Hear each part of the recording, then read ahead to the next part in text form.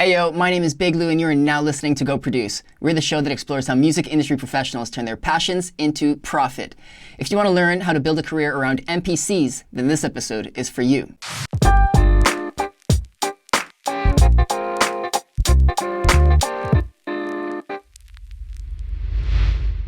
Okay. Thank you, Factor, for funding part of this initiative. Today's theme is, what are the steps to creating an innovative product that leads to touring the world for over 15 years? Our guest for today is Mr. Fresh Kils. He is one wizard on the MPC. From behind the boards to the stage, there is not a spot of ground Fresh Kils' prolific career hasn't touched. His prowess on the MPC has seen him share the stage with many big-name artists like Nas, Jessie Reyes, as well as the best of the underground, winning over fans and beat battle competitions with his signature ownership. The Toronto-based Sound Battle Royale champion, Goldie Awards finalist, with multiple JUNO nominations and high-profile collaborations and performances, still has not reached his ceilings, folks. With momentum and accolades growing each year, Fresh Kils is poised for a sound system takeover unlike we've ever seen before. Ladies and gentlemen, I bring you Fresh Kils. Thanks for having me, man. Don't get too excited. So Come on. Ooh, we can't see you. Did you say something? No, I'm just here. Thanks for having me, man. I appreciate it. I said don't get too excited. You know, just it's a long road, right? Let's see what we can provide. Thank you so much for being here, though. And I want you to know that we do very much appreciate your time. So let's make the most of this and go produce. Whee! Woo! Our first segment today is called The Basics.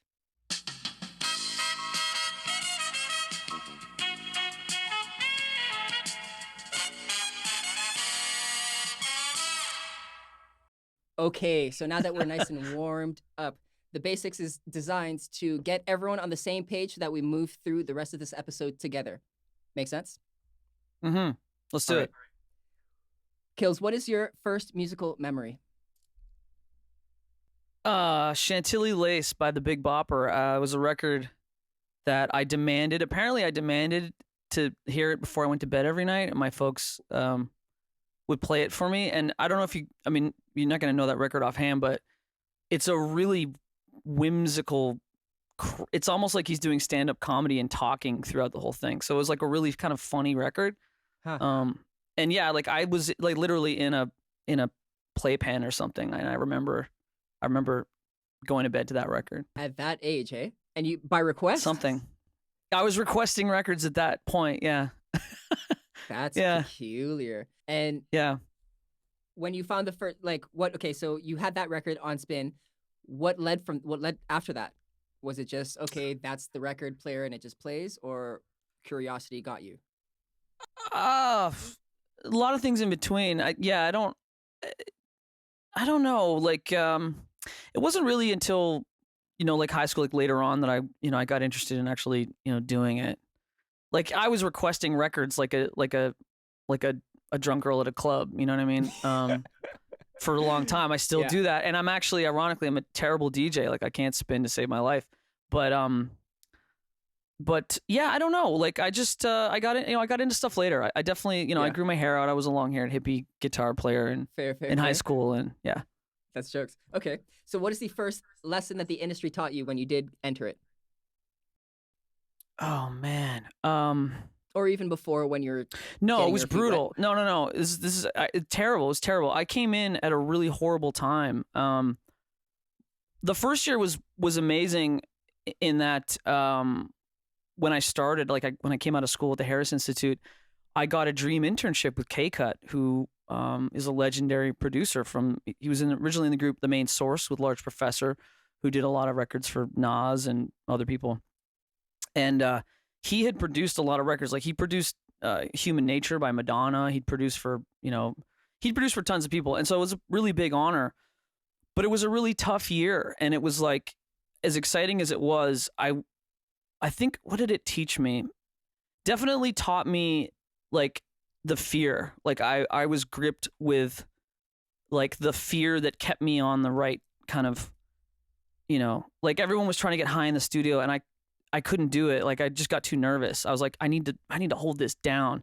And so there was this like, it was almost like a balancing. It sort of balanced me out because I got thrown into the fire really early. Like my internship was with a platinum selling producer. It was like, whoa, I was in over my head. And so that whole time it's like I was just forced to really like just be as, as professional as I could, despite how green I was, 100% every day. Yeah. That is a quick way to start learning. I came in at a really bad time. I mean, in the early 2000s when I started, MP3 downloading had destroyed the music sales business, essentially. Yeah. 5 majors became 4, Sony, BMG combined. Everyone at BMG lost their jobs. All of a sudden you go from, multiple rap records or, whatever you want to call it, R&B records, rap records, platinum in a year to like there were only 5, then there were only 3, and then the Carter 3 was the only platinum rap record of that year, and then there were none. There were none until Hey Ya, which Hey Ya's not even really a rap record if you think about it, right? And that was right when the industry was trying to catch up, and it was like, can we make singles? Like Apple was like, they were like, how many singles could be considered a record? Because it sold 12 million singles. Well, how many records is that? They were trying to figure it out. So the industry was trying to catch up, but it was a really bad time. If you're only as good as your last hit record, and all of a sudden there are no more hit records, the urban is not a great term, but the urban wing of the Canadian wing of one of the 5 majors, like how much clout do they have? How much budget do they have? What can they do? Like nothing.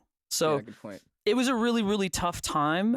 And I saw a lot of terrible experiences during that time. And for not just for me, but for a lot of people, it was really, really tough. It was the DIY thing was changing, and it was a real upheaval. So there was a lot of really tough times. When I started, especially. I'm quite the curious individual, and I do want to dive in a little bit further into those tough times.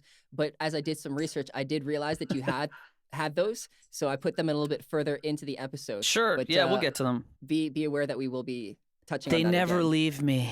Yes.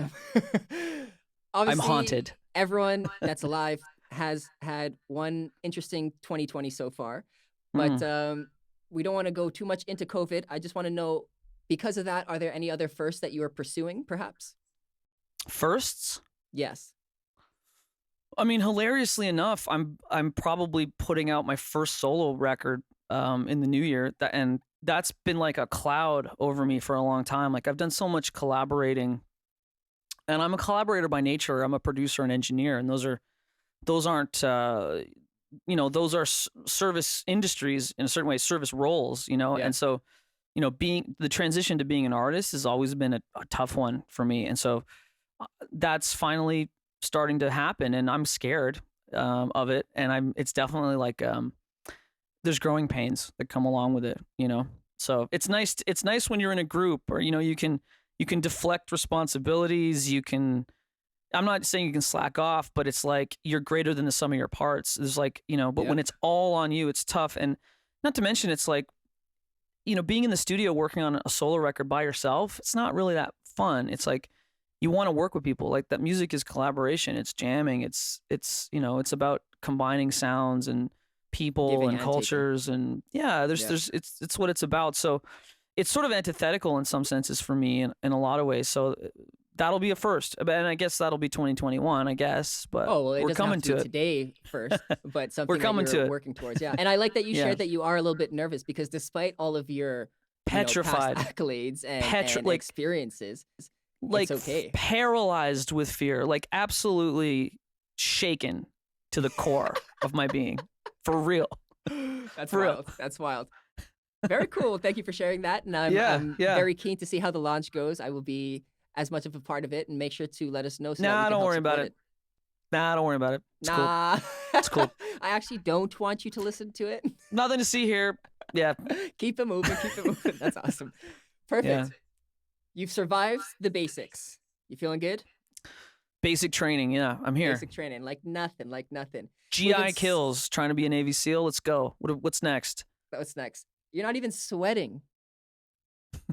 Our next segment we got is What's Yo Take? I love this one. I love everyone. in What's Your Take, I'm going to be throwing 3 points that address kind of semi-ridiculous perspectives, and Okay. we just want your opinion. Let's do it. Beautiful. Watching hip-hop shows are the worst live music to see. What's your take?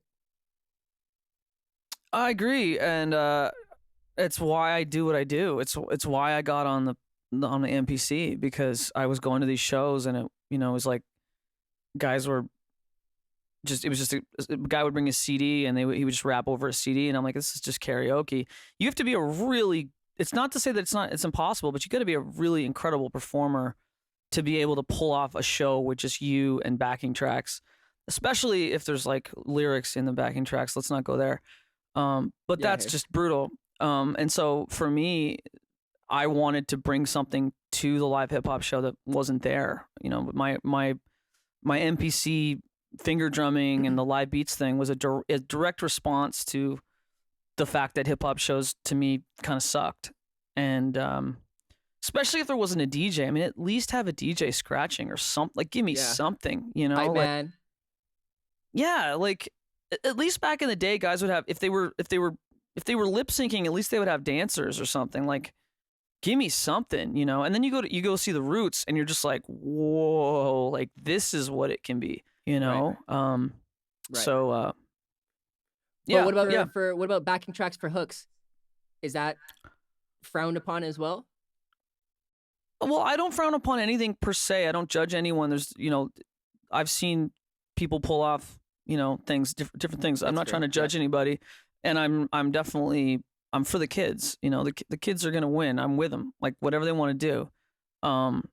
But yeah, I mean, there are better ways to go about things. There are ways to achieve. I mean, the medium's the message. The medium's really the message. So it's like, if you're on television and doing a performance, backing track's probably a good idea, right?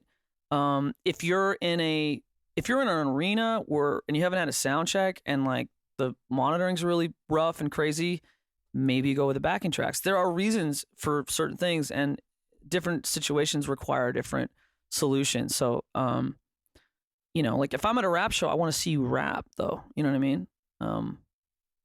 That's just me. That's a good point. Yeah. How would you suggest beginning rappers to improve on this if they can't yet, I don't want to say afford a DJ or a hype man, because you can find friends that do this with you.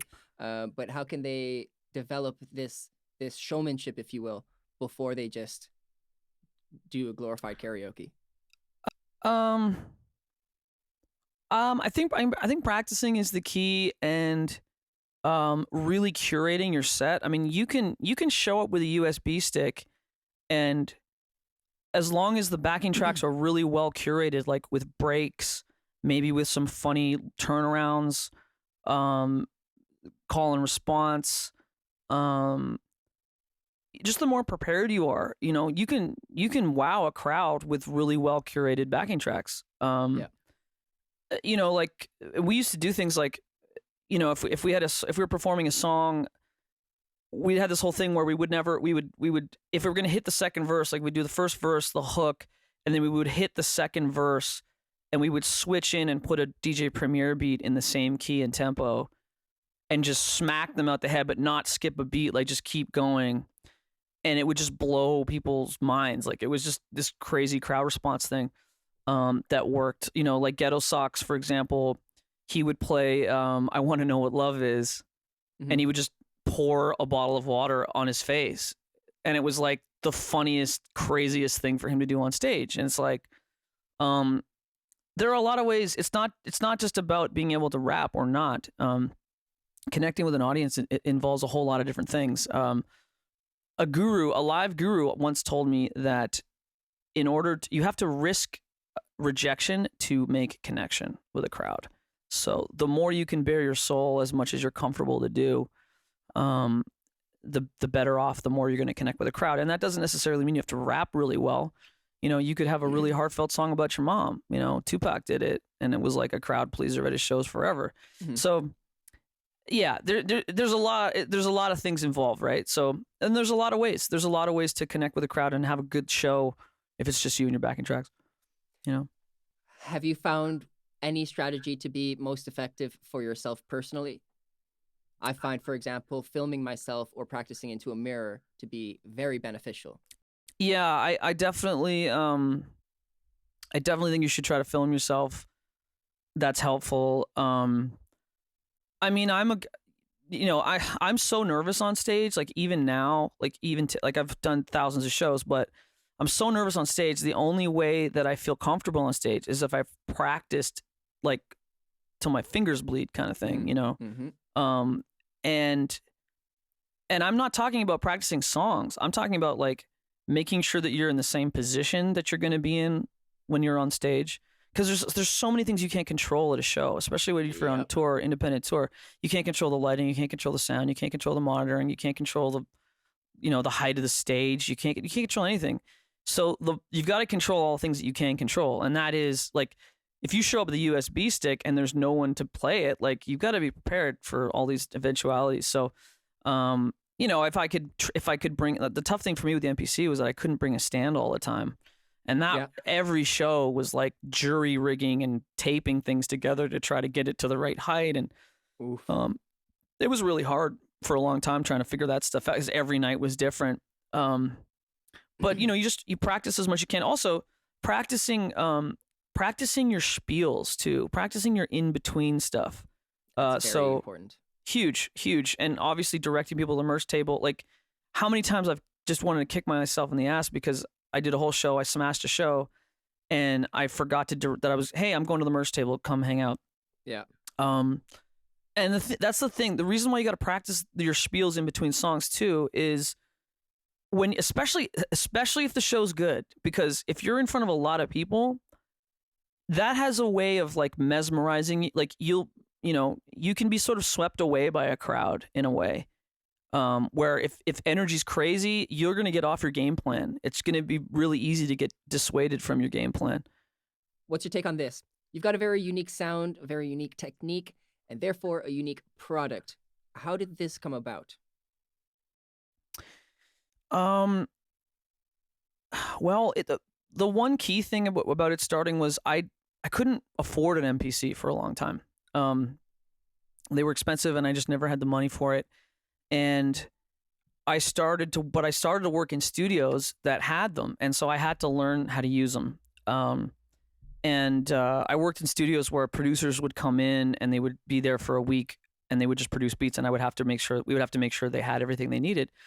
And then, for example, one of my first jobs was like, I had to like sync Pro Tools to the MPC to dump the beats. That was my first job, was dumping the beats and arranging and mixing everything.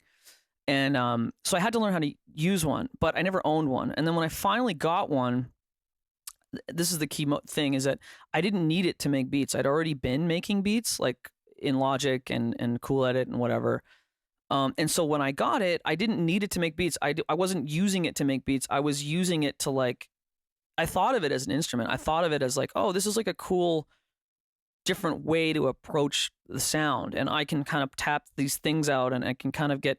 And it's a way to achieve different stuff. So, for example, if you were to chop up like a loop or whatever, and you were to point and click, if you were in Fruity Loops and you're pointing and clicking different chops in a 2-bar sequence, versus if you're playing it on the pads, you're going to come up with different patterns, right?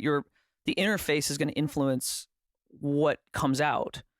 And so I just thought of it like that. I just thought of it as like, this is an interesting way to interface in the music. And it took me a while. I was making garbage beats on the MPC at first when I first got it, because it's like a step back. You're kind of relearning how to get everything that you were used to getting before. Right. The results.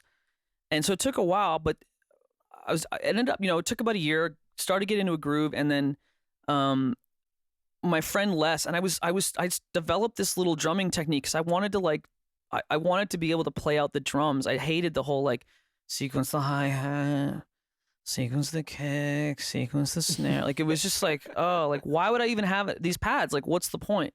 Yeah. So I was sort of developing this little style, and then my buddy More or Less, good friend, I was producing some records for him, and he had a release show coming up, and I said, hey, listen, man, like I'm doing all this weird stuff in the MPC. Do you want to check it out? You want to try doing something live? And I remember going over to his house, and I had prepared some like cool little things that I could do.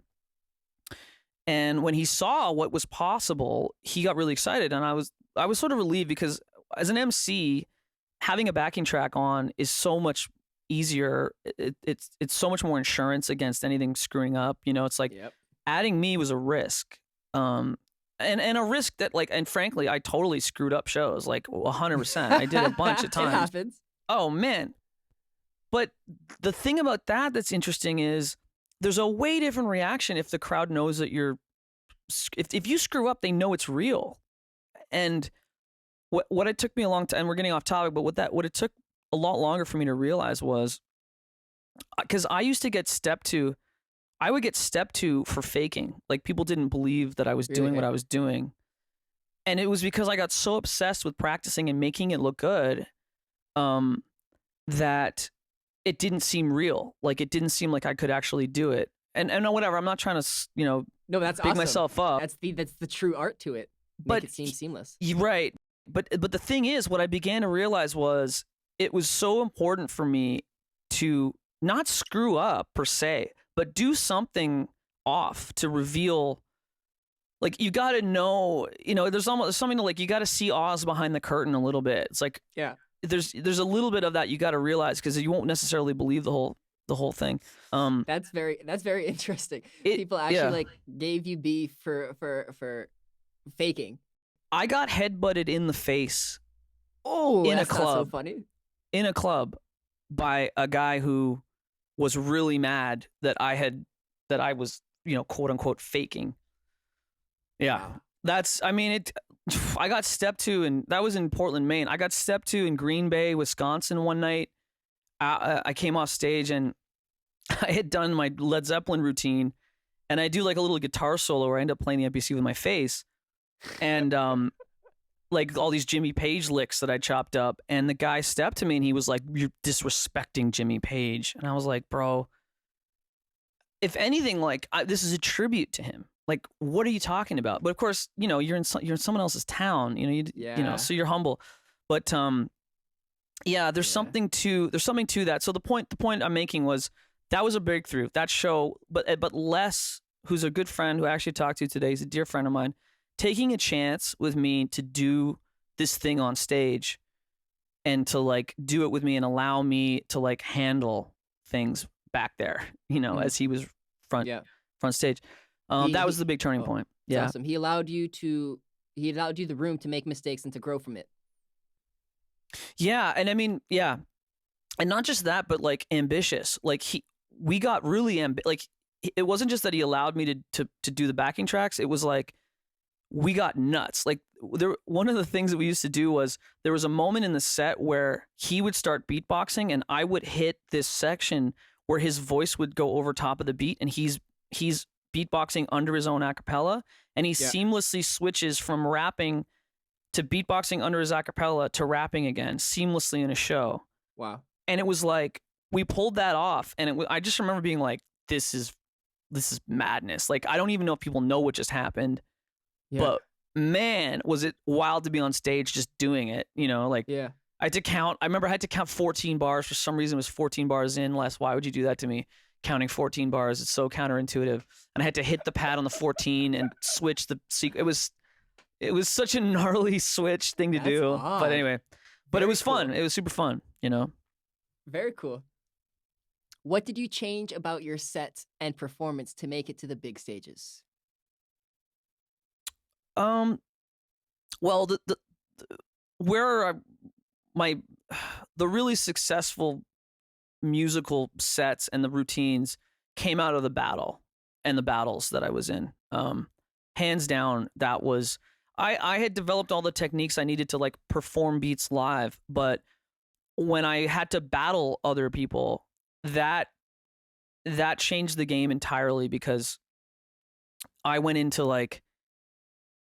battle mode. And the thing is, when I went into one of my first battles, I didn't know what to do. I was like, what am I supposed to do in a battle? Where am I drawing from here? What's a live beat battle like? There really weren't a whole lot of live beat battles to look at and figure out what to do. And I came up as such a huge turntable fan, like turntablist fan, a fan of the DMCs, really good friends with tons of DJs, like from Scratch Bastard to Tilo to Vect. And I started doing, vinyl, it's essentially doing turntablist battle routines on an MPC. That was, and you could actually, if you look at some of my early routines too, that's what they are. They really are like, like I'm dissing people. Like I'm coming at you. I'm not just playing a really dope beat. I'm narrating it, and I'm animated, and I'm joking around, and I'm calling you out, and and then also the thing was being in front of judges, not just being in front of a crowd, but being in front of, like, Jake One is sitting there with a notepad, like staring at you. Staring at you. Yeah. Like, fuck. Can I swear on this show? Sure. Do whatever you like. Like, fuck me though. That was like serious pressure. Like, when I did the Goldie Awards, I mean, I don't know if you can imagine this kind of pressure. They fly me to New York. So I make top 8, right? In my submissions, I make top 8. I'm flown to New York. I'm backstage with, like, literally name them. They're there. Like A-Track, Manny Fresh, Just Blaze, Diplo, Dave East. Like, it was just like, it was so crazy. Come on now. And you're in front of you have 2 minutes. You're in front of 2,000 people at Brooklyn Steel, and Diplo is sitting right there, and Manny Fresh and Just Blaze, like, they're judging me, and I'm like, the pressure of that situation, like, I'm literally breathless thinking about it. Like, it was really I mean, that how it felt? You know what? It was fun, but I would never want to do it again. Like, it was, I didn't sleep for a week, like, literally did not sleep for the 5 days leading up, just killing myself trying to make that thing. Ready to go, yeah. The other reason why I'm saying that, in answer to your original question, I'm sorry to babble on, but that's a fun story. No, those things really honed me into, like, I've got to, like, how do I blow Jake One's mind? I mean, that's a level of, like, thinking about your set that is different from, how do I get girls dancing, or, how do I connect with the crowd, or it's like, how do I blow away one of the best producers in the game's mind? Like, how do I get a 10 from him? How do I do, like, the Vince Carter between the leg? Like, it's over. Like, how do I get that? Yeah. Amateur thinking versus professional thinking. Yeah, and I guess the last thing I'll say is thinking about it backwards, like reverse engineering it from, like, what does the person in the crowd want? Like, what are they, not like, I think a lot of people get caught up in, like, ooh, I can finger drum, watch me finger drum, right? As opposed to, setting it up and like, I finger drum, I could finger drum my whole set, but you get bored 2 songs in. It's, you got to set it up. You got to draw people in. You got to, like, how do you get the reaction? How do you narrate it? And it was reverse engineering it from the crowd's perspective and from a judge's perspective that really shifted everything. And that's again, last thing I'll say. I swear to God, I'm up on coffee. You got me on coffee. Is a lot of people, art is giving. Like, the direction of art is this way. Not this way, right? And a lot of us get caught up in, like, how do I get people to look at me? It's like, no, it's like the scene from Almost Famous. How do you get that guy off? There's a guy in the crowd that's not getting off. How do you get him off? I find that guy and I make sure he gets off. You know what I mean? Like, that's a different mentality. Yes, so it's a switch. It's a switch. Not after the show, during the show, Louis. Hey, no judgment over here. I like that. We made it very nicely through our What's Yo Take. We've got one more segment tonight. You ready to go?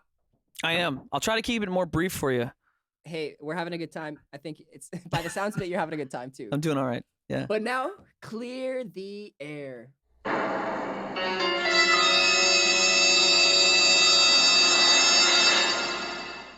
All right. We made it to the final segment, clear the air. What we're going to be doing with this. You ready for this?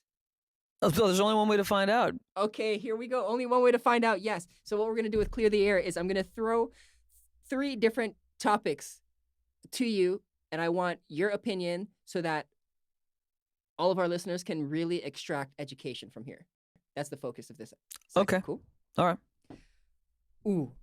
I like to start this segment off with a guest or one of our audience members actually recorded a question for you. So I'm just going to pull it up here, and I'll play it. So, out of all your festival appearances and, events where you shared stages with huge artists, I'd love to know which are most memorable.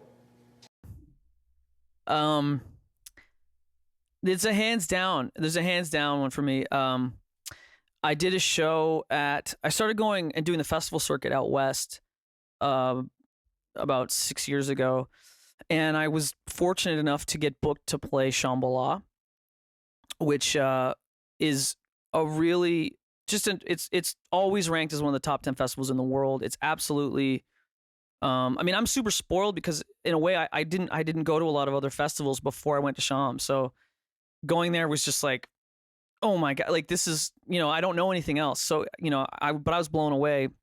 And I can only imagine. I mean, I've heard fantastic things about that. I mean, it changed my life. It absolutely changed my life without question. But this one year that I went, so the first year I went, I had a short set, did okay. Second year, I helped some friends of friends get into the artist camp, and we were chilling out, and it was a few girlfriends of a friend of mine, and they were thanking me. They were like, oh, because being in the artist camp is such a great spot because you're close to everything, and you can get wristbands and stuff, blah blah blah blah. And they were thanking me, and they were like, if you need anything, let us know if there's anything you need. And as a total joke, like absolutely just I just made it up. I didn't know anything. I just said, well, a choreographed dance routine would be great. I have no idea why I said it. I had no idea that she was a dancer. Turns out she and her other friends are part of this like incredible 4-woman dance crew out of Boise, Idaho called Corvette. And they're like phenomenal. Like they're freaking world class. And they were like, of course, no problem. I'm like, what? Like, come on. And so we're like, okay. So Saturday, I hit the Village stage Saturday, and they spent 2 days working on, I had a Michael Jackson remix that I was going to do, and I had a recording of it, and they worked on a dance routine for 2 days. So I hit the stage, and like the year before I'd done like a couple routines, like I was just a couple little things, but I had a full set for that year. And I went on stage and like completely, I don't know how to describe it, man, like bodied 2,000 people, like bodied them. Like I had 4 dancers. I had a gold chain. I was just, and the thing is too, is like on the, on those speaker systems too, on the PK sound, like you hit a kick drum on that thing and you're just like it's, the power of it is crazy. And being able to, oh man. So absolutely destroyed that stage. And it was to the point where I started noticing that people started coming to my other West Coast shows, word of my performance. And it just felt incredible. But then I came off stage and this guy approaches me and he's covered in tattoos and he's like, yo, I've been coming to this festival for like 20 years, man. And like, dude, like you blew my mind. And like, this is the best show I've ever seen. Like, oh my God, like you're on tour. And I was like, yeah. And he's like, well, like, how much to buy your whole crew for my yacht party next weekend? And this is, the biggest number that I could think of at the time was $5,000. So which is so stupid. So I said 5,000, and he's like, done. And to this day, I wonder what number I could have said to him that he would have accepted. And of course, my crew at the time were like, $5,000, man. Like, okay, cool, but like, kills. See, this is why you have a manager. This is why you have a manager. That's a good point. Yeah. Lesson learned. But 100. I mean, yeah. It wasn't necessarily a low after the experience at Shambhala because you did get work from it. Yeah, I mean, people talk about being on the road and building markets, and it's harder and harder these days. And so like to see markets build like from one show, like that's what you hope. You hope that you kind of can strategize a good show in front of the right people, whatever that means, and that it'll help build things out. But the funny thing about that whole experience though is like there was this doorway to another world that was opening up for me. It was like, do I want to be like a 40-something, sandal wearing, robe wearing, drug addled, just young women all over the place kind of like, do I want to like emerge from in my 50s and like confused and single and not knowing what the hell happened, and I had to slow it down. I had to stop because I was like, I gotta grow up. These grays are coming in. These grays are coming in nice. So I gotta, Silver fox. I gotta earn them. Yeah. I don't think I'll ever have gray hairs. What a shame. Oh. One moment. I do have a question about The Village. You mentioned performing on The Village. I want you to know, or I want to ask, do you think that is the best stage at Shambhala in your eyes? It's not my favorite, but it is a special place in that, they used to call it Ewok Village because it was built off of the Star Wars, Ewok, Ewok home in the trees, right? Yeah. Yeah, it's a really special place. I really love the Grove. I feel like I've probably have at because the Village stage ends up being like the really hard dubstep and drum and bass on the big nights, and so I can only stand so much of that. I do love it, but it's like Fractal Forest. There's something about that place too that's crazy. So yeah, I don't know. Yeah, I mean, that whole place is so magical. Like everywhere you go, you're wandering around, and there's people like they have a circle of cymbals, and you can sit in the middle, and they like gongs, and they vibrate energy through you just as like a recharge. And you're like, what? Like that's awesome. You just line up and do it. You're like, what? Like the place is just so unbelievable. Yeah. Let's go to somewhere a little bit more bleak. Moving to Toronto, you mentioned, was the worst year of your life, followed by the best year of your life. And we started talking about that earlier, but what specifically was so difficult about that? Well, when I left Halifax, I'd been running my home studio for about a year, 18 months, and we had a little crew. We were building things. I was recording everything. Like I was recording bluegrass bands and punk bands and reggae groups, and doing like computer game overdubs and hip hop, and so it was a really good time. And I had this really nice studio. I was nice studio, but I had like this little setup, and it was going. And so, but I kind of wanted to I needed to go where the action was, right? So when I left, I kind of uprooted a lot of things, and even amongst some of my closer friends, there was a bit of resentment. So that was hard because they kind of thought I was, deserting them in some sense. So there was that tension. And also, I came to Toronto and I went to the Harris Institute, and I was really excited when I went because I was like, there's going to be all these like-minded individuals. I'm finally going to be at school that I want to be at, like learning stuff I want to learn. I was really excited about that. And the Harris Institute's great, but the people that I was in the classroom with, I didn't really connect. It was like, I don't know. It was like everybody was, there were people that were like, well, I was going to go to law school, but this seemed more fun. There were people getting high every class. And I'm coming out of like essentially almost flunking out of university, like with this last chance to kind of like, I know what I have to do. I've got to nail this. This is what I want to do. So I kind of came in a lot more focused. My friend, my roommate, his father died 2 weeks after moving in, like suddenly and tragically. And it was just like, it was a slog. I was doing Harris Institute, 17 classes a semester. So 17 midterms, 17 final exams. Like it was a shit show, man. Like people were freaking the fuck out.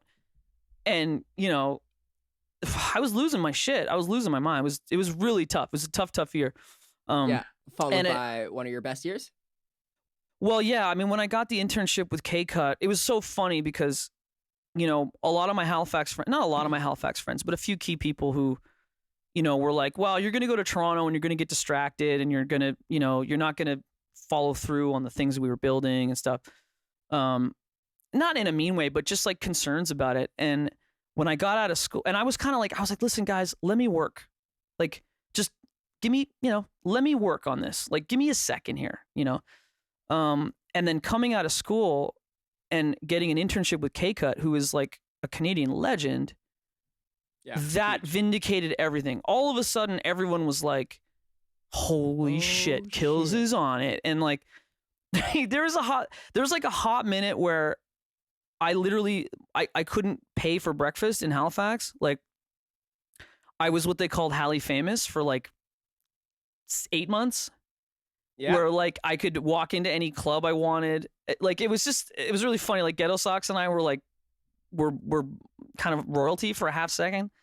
So, and everything shifted, right? Everything shifted right there because it plugged me in, and that year was really, really exciting. And I mean, I got to work with Ali Shaheed Muhammad from Tribe Called Quest. I got to work with Ringo from Ringo, who produced Busta Rhymes' Woo-Ha and Erykah Badu's first record. And I was in the studio, I was in the studio with Doc McKinney, who's went on to The Weeknd and other everything, and he's a genius.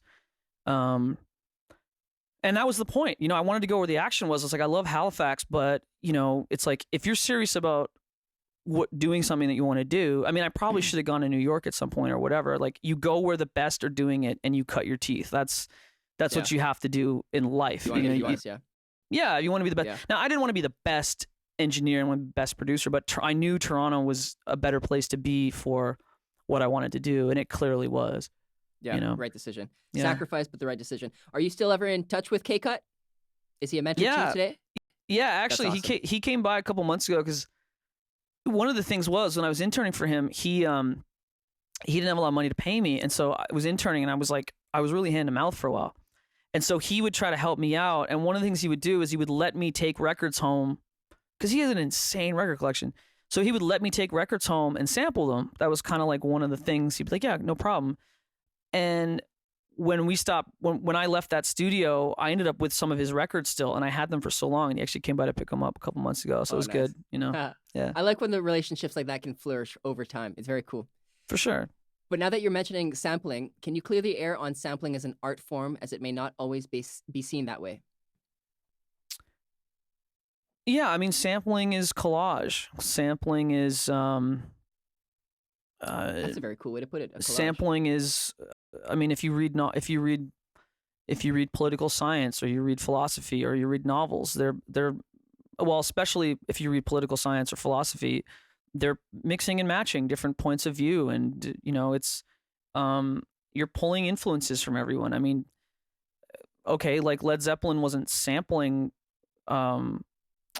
Willie Dixon, but like they sure as hell interpolated a lot of his stuff, so, what is sampling is a big deal. Why? Because it's wholesale, and it's just a big deal because the technology makes it so wholesale, right?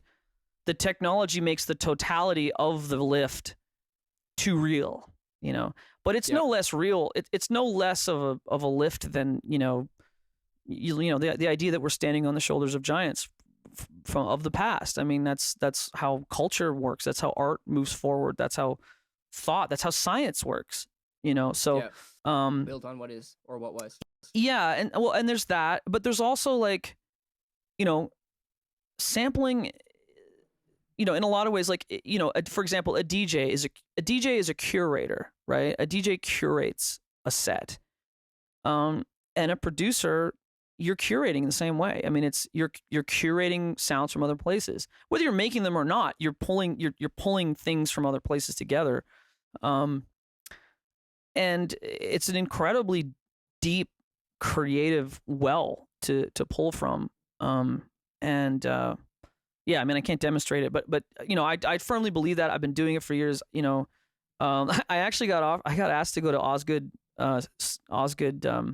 Hall, which is the law school here in Toronto, and they wanted me to do a presentation on sampling, and I was like, that's like going in the lion's den, I was like, these motherfuckers are they're on the come up, man. They're looking for like a cover story lawsuit that they can write.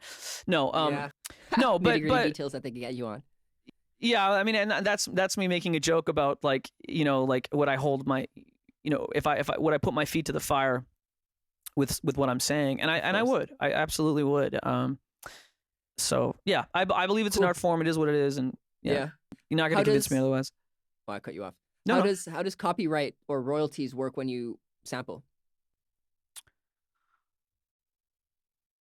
Well, I mean, it depends. It depends on so many things. I mean, they generally don't work.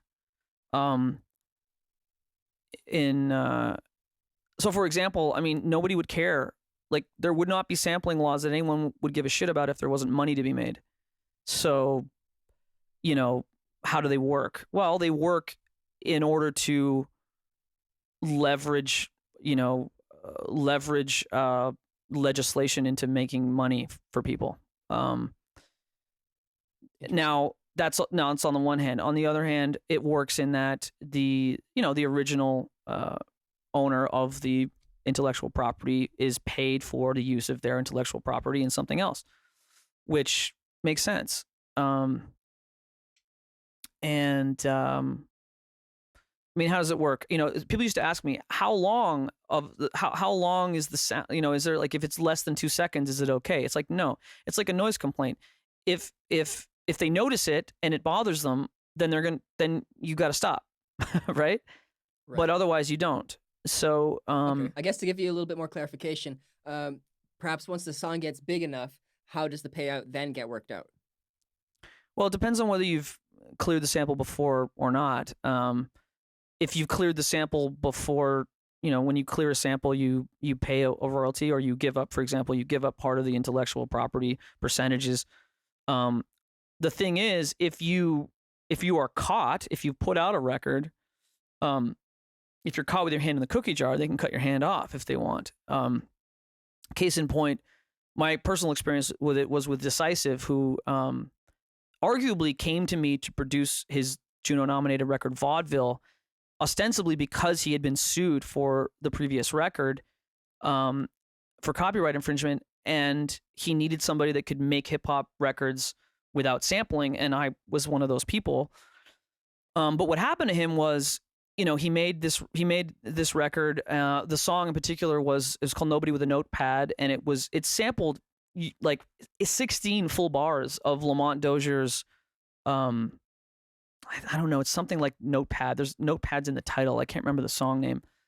But I mean, it was wholesale. It was just like literally sampling 16 full bars and putting drums on it and rhyming on it. Now, the thing to note about this was he wasn't sued for putting the record out. He wasn't sued for performing it. He wasn't sued for putting the video out. He wasn't sued for the Juno nomination for it. He got caught. He got a copyright cease and desist because he entered a SOCAN songwriting award contest with a song that he didn't really write, if we're thinking about it right correctly.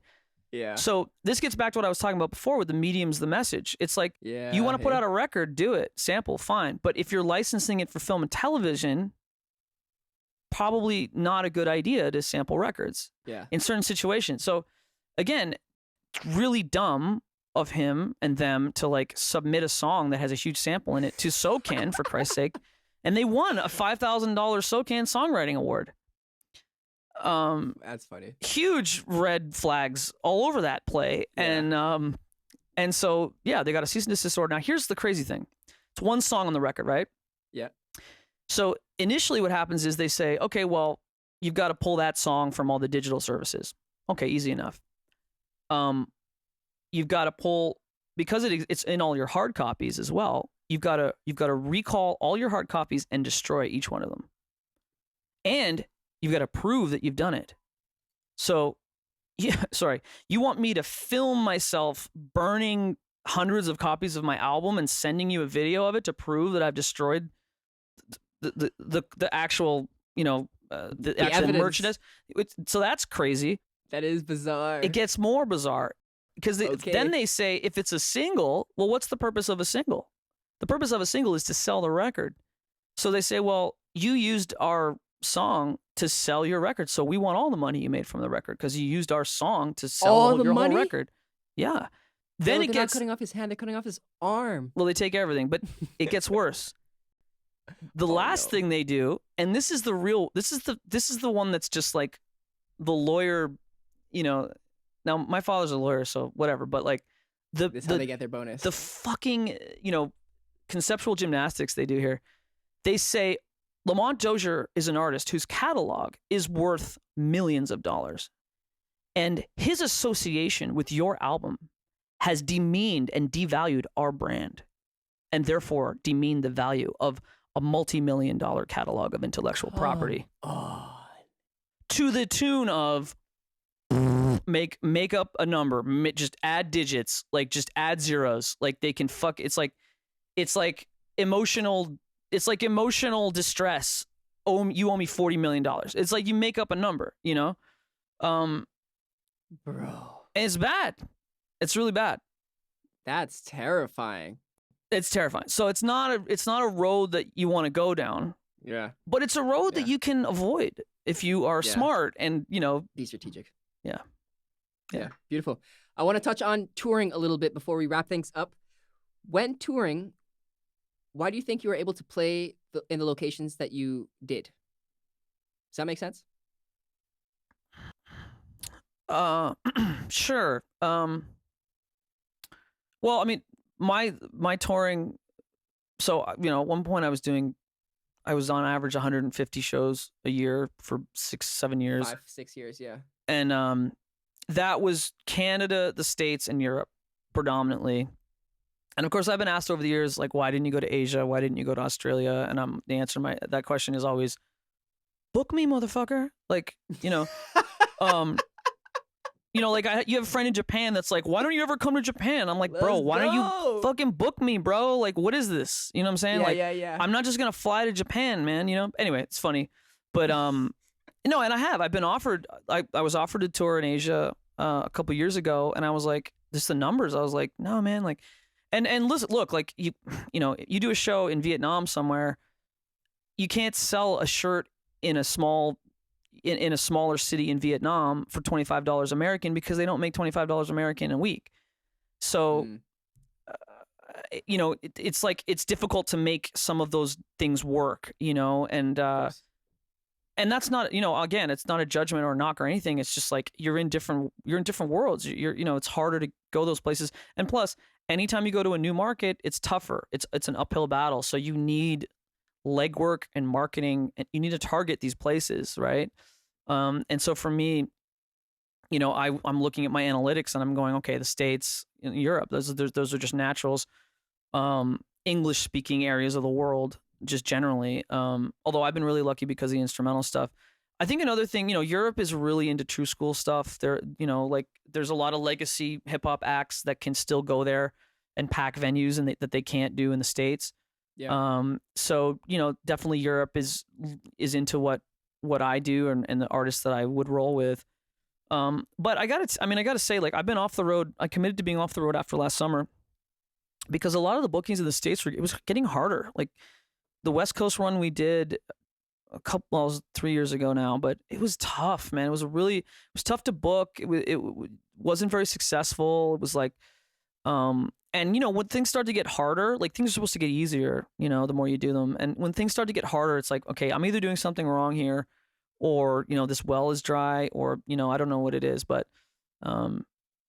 yeah. So, but I've been lucky and I've been really lucky being able to tour those places and being asked back and to see markets build and things like that. Interesting. I know obviously people aren't touring very much today, but someone might listen to this in the future. And what are any tips that you may have for young artists that are starting the tour life? Because oftentimes people go crazy doing it.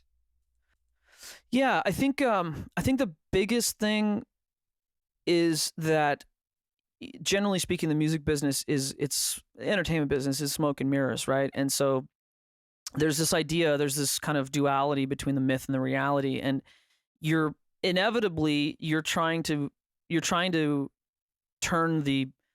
build up the smoke and mirrors so that you can translate it into real stuff. Like, like you know, like for example, I go to one of my first tours in the States with Ghetto Socks. You know, we drove 8 hours to Chicago to play in front of 3 people at 5:30 in the afternoon. It was ridiculous. And, you know, Ghetto Socks had done this like Facebook poster of us. It looked great. And it's like, you know, the show was terrible. It was awful. We lost money. It was like awful. I felt terrible. It was brutal. And then we get home and everyone's like, yo, you played Chicago, bro. That's crazy, man. Like, yo, you were in Brooklyn. And I'm like, oh, I see. So now I charge more in my studio rates, you know? So you're always levying the myth to kind of create the reality. Now, the thing to remember is, this is the crucial part, is that the further disparate those things are, the more difficult it is to maintain mentally, physically, financially, everything. So you've got to try to keep them as close as you can. And that means if you're going to blow something up, if you're going to make it look like you're doing some crazy stuff, you better know how to flip it into real stuff, you know? Right. Because we can curate our Instagram feeds all we want, but if you get booked at a show and 10 people show up and it's a wash, you know, you're going to get exposed real quick. You know, if you're getting all your likes from Russian bots, it's not going to, you know what I mean? Like, that's not going to work. You know, you're going to mess up your analytics anyway. So you've really got to keep those things as close together, but, you know, bolster one, but keep them tethered, because if you don't, you'll fall through the cracks. And I've seen it happen in brutal ways. Yeah, it's bad. And it happens. Yep, I agree. I've seen it happen, man. It's you know, like holding I was holding a tour mate. Like, we're in Vienna and I'm holding him and he's weeping uncontrollably, and I'm holding him and I'm like, he's falling apart, and I'm like, I don't know what to do for him. It was heartbreaking, man. Heartbreaking. Yeah, it's not for everyone. But on that note, I think it's a fantastic way to end. Do you have any final words, Fresh Kils? Nah, well, follow me on Instagram and Twitter and everything else at Fresh Kils, FreshKils. Freshkils.com, coming very soon. Keep your eyes peeled for that. Beautiful. The solo record's coming. Yeah, I just thank you guys for having me, man. I appreciate it. And yeah, the show's great, and you guys are doing a great job. And you know, grumpy sound guy crew for life, son. Hey. That's hilarious. That's hilarious. Thank you so much for those kind words. I want to give our listeners a very nice shout out. Thank you so much for tuning in. It's always a pleasure having you join us. Shout out to Prevail Music Group. The studio is beautiful. Every time I'm here, I enjoy myself so much. The staff is also very welcoming. Shout out to the Grumpy Sound Guy. You did your best today. I can't ask for any more than that. And then, of course, most definitely, thank you so much for your time, your energy. Fresh Kils, we out. Thank you for listening. If you found any value in this episode and you want to learn more from our content, check out our website at goproduce.ca. If you're on Instagram, check out our handle at go.produce. If you're on YouTube, subscribe. If you're on Spotify, hit download. If you're on Apple Music, leave a review. This will all help us grow our community. I'm Big Lou, and this is Go Produce.